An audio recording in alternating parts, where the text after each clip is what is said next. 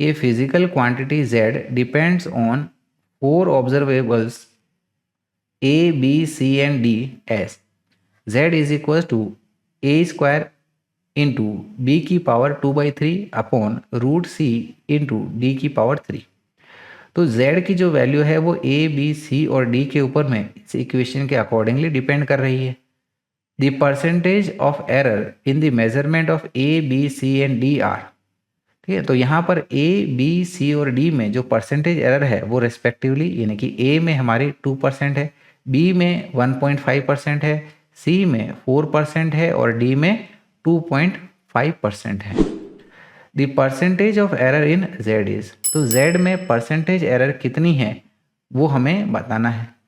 तो देखिएगा dear student, बड़ा सिंपल सवाल पूछा जा गया है यहाँ पे।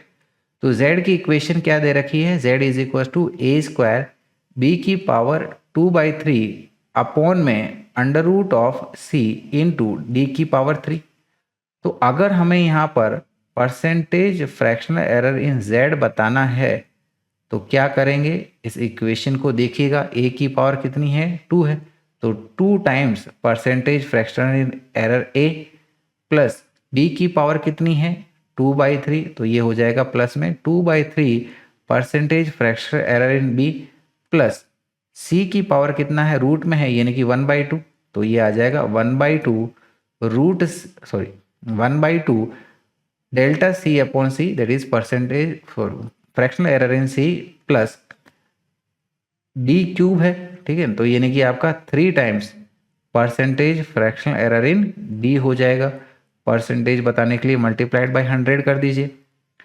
सो it will be 2 into a में कितना परसेंटेज एरर है हमारा 2% का, plus 2/3 times percentage fractional error in b कितना है 1.5%, plus half into percentage fractional error in c कितना बोला गया है 4% का, plus 3 times percentage fractional error in d कितना बोला गया है 2.5% बोला गया है।